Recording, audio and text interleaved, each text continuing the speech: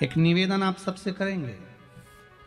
दुख है ना थोड़ा सा अगर आपके जीवन में, शिव जी को आप जल चढ़ाना चालू कर दीजिए।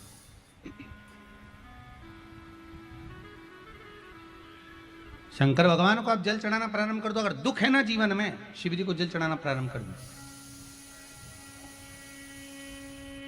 और एक निवेदन और करेंगे, अगर दुख समाप्त ही नहीं हो रहा है, कोई बीमारी एक पूरी होती है दूसरी लग जाती है, दूसरी बीमारी पूरी होती है तीसरी लग जाती है, तीसरी बीमारी पूरी होती है चौथी लग जाती है, कुछ प्रॉब्लम चली रही है, तो एक जल के पात्र में जल लीजिए, कलश लोटा पानी का भर लीजिए और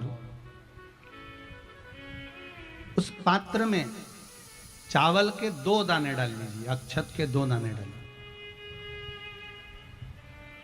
घर में से लेकर जाओ, थोड़ा सा जल बेलपत्री के वृक्ष के नीचे डाल दीजिए, थोड़ा सा जल पीपल के वृक्ष के नीचे डाल दीजिए और थोड़ा सा जल या तो आंवले का पेड़ मिल जाए या शमी का वृक्ष मिल जाए, शमी का वृक्ष मिले या आंवले का वृक्ष मिले, उसके नीचे डाल दीजिए।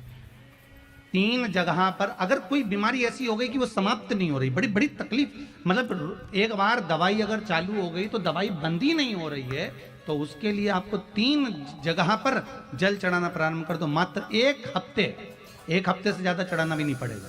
जैसे 1 हफ्ते आप टेबलेट लेते हो, गोली लेते हो, 1 हफ्ते चढ़ाना प्रारंभ कर दो। सबसे पहले बेलपत्री के पेड़ के नीचे क्या करना है, जल का पात्र लेना है, उसमें 2 दाने चावल के डालना, 2 दाने अक्षत के डालिए। पहले बेलपत्री के पेड़ के नीचे जाओ, वहां जल चढ़ाओ, फिर जाइए पीपल के वृक्ष के नीचे, वहां जल चढ़ाइए, आखिरी में या तो शमी के नीचे या फिर आंवले के नीचे, इन दोनों में से कोई एक वृक्ष जिसके नीचे। पर 1 हफ्ते अगर आपने आंवले में चढ़ाया है तो आंवले में ही चढ़ाना, शमी में चढ़ाया है तो शमी में चढ़ाना है। ये बदल के मत चढ़ाना कि आज मैं शमी में चढ़ा देती हूँ कल आंवले में चढ़ा दूंगी, ऐसा नहीं। कितना सुंदर कहा है, जब जिंदगी बहुत संघर्ष में चल रही हो, बहुत दुख का जीवन चल रहा हो, बहुत कष्ट का जीवन चल रहा हो, बहुत कष्टमय जीवन चल रहा हो, तब शमी के 5 पत्ते, शमी के 5 पत्ते, एक दुर्वा के साथ 1 अक्षत चावल का 1 दाना, वो भी हल्दी में भिंगोया हुआ हो या केसर में भिंगोया हुआ हो, शमी पत्र 5, 1 दुर्वा, 1 चावल का दाना, जो दिल से हृदय से बेलपत्री के वृक्ष के नीचे पार्थिव लिंग का निर्माण कर कर मट्टी का शिवलिंग बनाकर प्रदोष काल में, मतलब शाम के समय पर शिवलिंग बनाकर उस पे जल चढ़ाकर, जो ये 5 शमी का पत्र, 1 दुर्वा और 1 चावल का दाना, अपनी कामना कर कर जो दुख चल रहा है बाबा से विनय कर कर 1-1 पत्ता जब समर्पित कर दे, फिर 1 दुर्वा समर्पित कर दे, फिर 1 चावल का दाना समर्पित कर दे और बाबा का वहीं पर पुनः विसर्जन कर दे, 3 महीना तो जाने दो, 15 दिन के अंदर वो दुख कटता जरूर है, चाहे कोई भी दुख, किसी भी तरह का दुख क्यों नहीं। 1 बेलपत्र के वृक्ष की परिक्रमा करने वाले को हजारों अश्वमेघ यज्ञ का फल प्राप्त हो जाता है, हजारों अश्वमेघ यज्ञ का फल प्राप्त हो जाता है। उसी तरह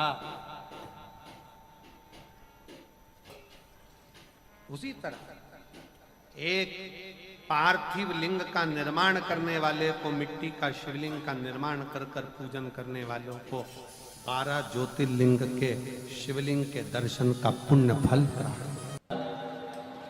जो इंद्रियां हैं,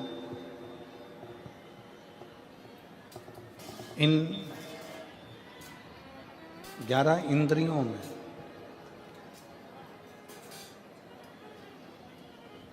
केवल एक भगवान शिव की अविरल भक्ति धारण करने के लिए ये इंद्रियां आप और हमको मिली, चाहे वो ज्ञान इंद्री हो, चाहे वो कर्म इंद्री हो, चाहे वो मन।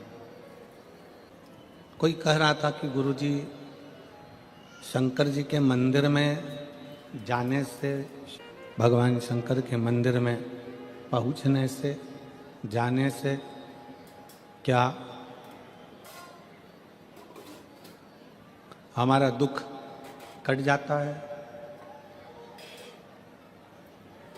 किसी ने पूछा कि शिव मंदिर में जाने से क्या हमारा दुख कट जाता है? शिव महापुराण में षडानंद कार्तिकेय और भगवान श्री गणेश जी का एक संवाद है। श्री गणेश जी महाराज कार्तिकेय बाबा से एक प्रश्न कर दिए। कार्तिकेय बाबा गणेश जी के प्रश्न को सुनकर, गणेश जी के संवाद को सुनकर तुरंत उत्तर देते।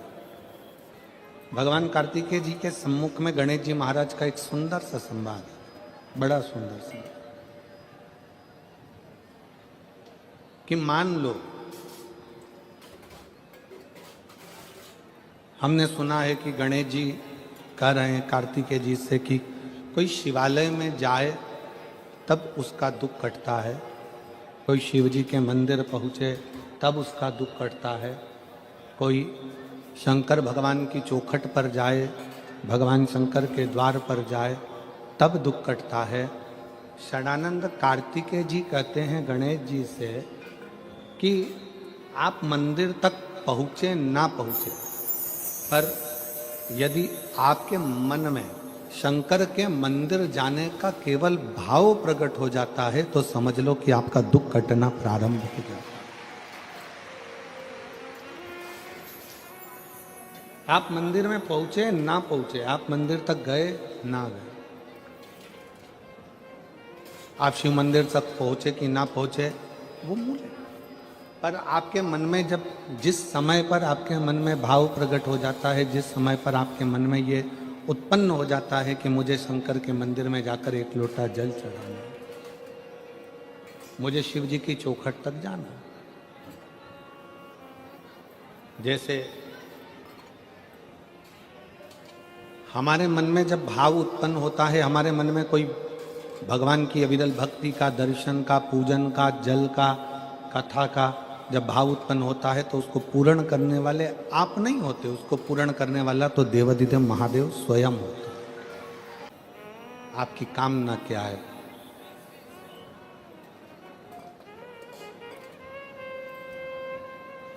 शिव महापुराण एक कल्प वृक्ष है। कल्प वृक्ष का मतलब क्या होता है? जिसके नीचे बैठकर जो कामना करी जाए वो पूर्ण होती है। यहां कोई दूसरा नहीं है।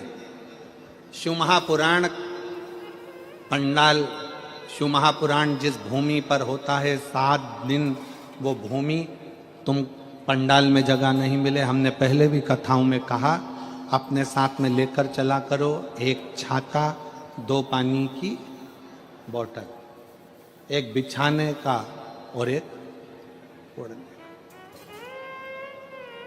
2 पानी की बोतल किसके लिए? एक अपने लिए, एक अपनी अड़ोसन पड़ोसन पीछे वाली धड़ोसन के लिए। उसके अपन किसी को कुछ नहीं दे सकते, अपनी पड़ोसन को थोड़ा सा पानी तो पिला सकते हैं। पंडाल में किसी का मुख झूठा करा देना, समझ लेना कि भोलेनाथ ने तुम्हारा भंडार खोलना प्रारंभ कर दिया। किसी का मुख झूठा करा देना, एक जरा सी टॉफी खिला दी, कोई ने बिस्कुट खिला दिया, कोई ने कोई सामान घर से बना कर लिया है। कई लोग पूड़ी लाते हैं, कोई चाय पिलाता है, कोई कॉफ़ी पिलाता है, कोई दूध पिलाता है, कोई सामग्री लाता है, रात दिन लोग सेवा करते।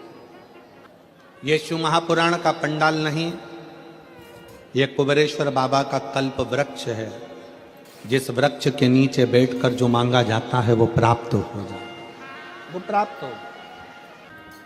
आप सब बैठकर जो भगवान शंकर की अविरल भक्ति करते हो, भजन करते हो, स्मरण करते हो, कीर्तन करते हो, ये उसका रास्ता।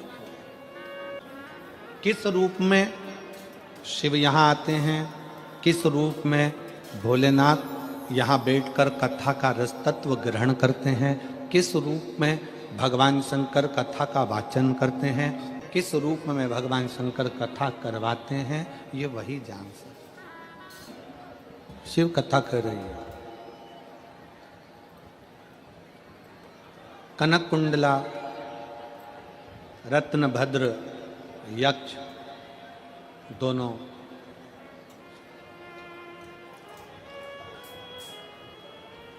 गंधमादन पर्वत पर बैठकर भगवान शिव की आराधना कर रहे हैं। पार्वती जी ने भगवान शंकर से कहा कि ये आपके भक्त हैं, शिव उपासना करते हैं, इनकी झोली खाली रह जाए तो ये श्रेष्ठता कहाँ है। एक निवेदन सभी श्रोता बहन भाइयों से कथा आ रहे हैं और पंडाल में बैठकर भी सुन रहे हैं। जिस दिन दिल से हारो ना,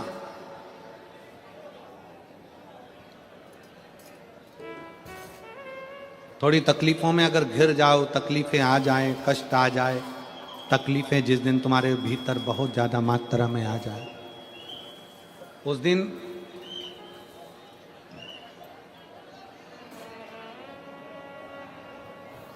तीन बेलपत्र, एक बेलपत्र में पीला चंदन, बीच वाली पत्ती।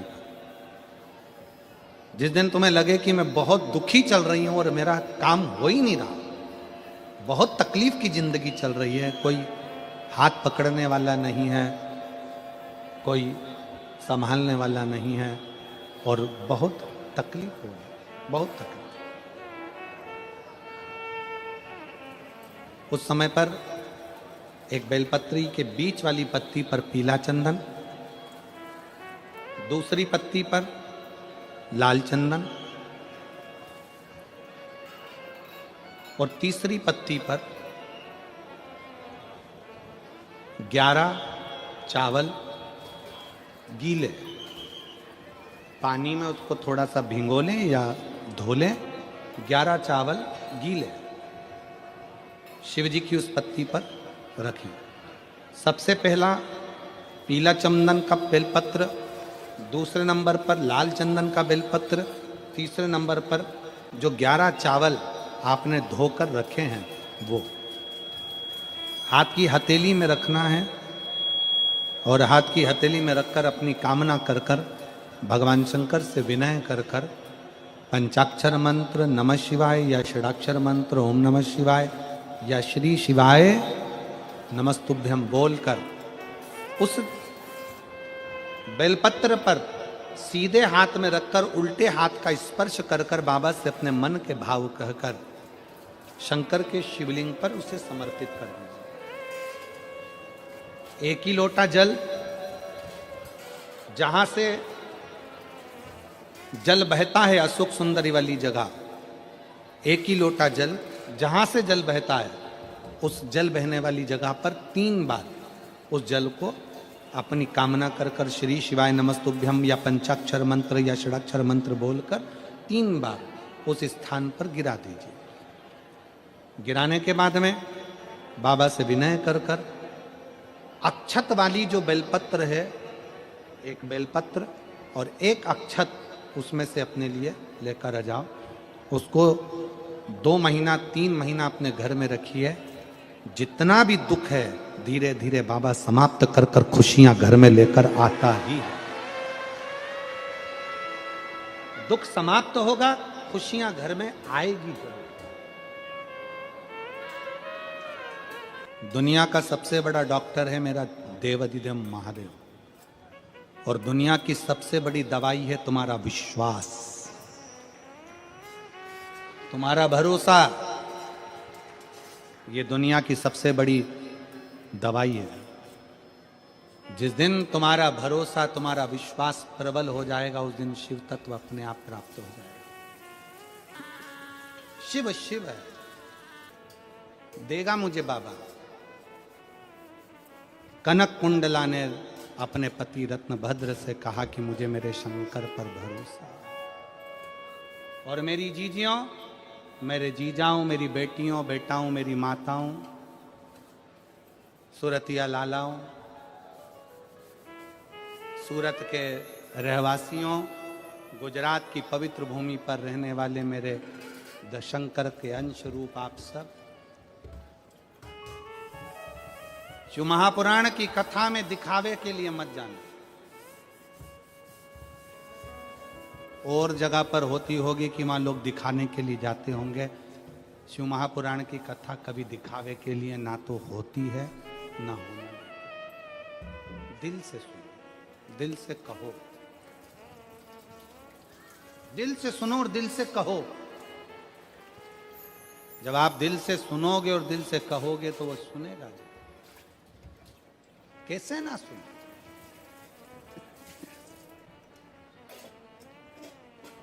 शिव कथा कह रही है, कनक कुंडला रत्न भद्र तप में लग गए शंकर भगवान से पार्वती जी ने कहा इसको कुछ देव। शिव जी ने कृपा करी और उसके घर में एक पुत्र दिया जिसका नाम हरिकेश। उस पुत्र का नाम था हरिकेश। हरिकेश बाल्यवस्था से भगवान शंकर की भक्ति में लग गया, भगवान शंकर की आराधना में लग गया। मिट्टी इकट्ठी करना, लिंग बनाना, पूजन करना, आराधना करना, ये हमारे घर के बच्चों के संस्कार।